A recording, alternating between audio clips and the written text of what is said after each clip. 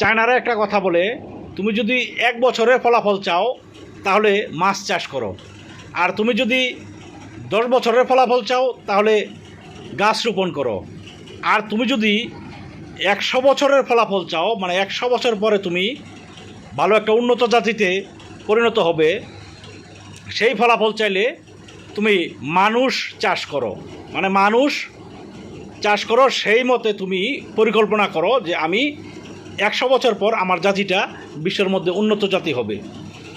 তো তাই চায়নার লোকেরা সেটা বুঝেছে, আর আমরা বাঙালিরা বুঝতে পারিনি। আমরা বাঙালিরা আসলে বোঝার মতো জাতিও না। আপনি দেখবেন যে বানরকে যদি একটা কলা আর অন্য হাতে কিছু টাকা নিয়ে বানরের সামনে ধরেন, বানর কিন্তু ঠিকই কলাটাই টেনে নেবে। বানর তো জানে না টাকার মূল্য, তাই বানর কলাটাই টেনে নেবে।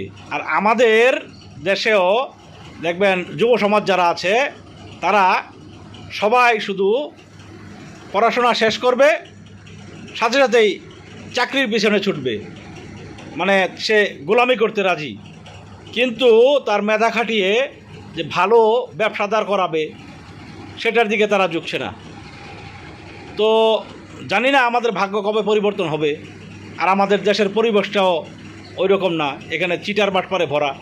যাই হোক, আল্লাহ আমাদের সকলকে হেদায়েত দান করুক, এবং আমরা যাতে অদূর ভবিষ্যতে ভালো জাতি হিসাবে পরিচিতি লাভ করতে পারি, সেই দিকে যেন ধাবিত হতে পারি, সেই তৌফিক দান করুক।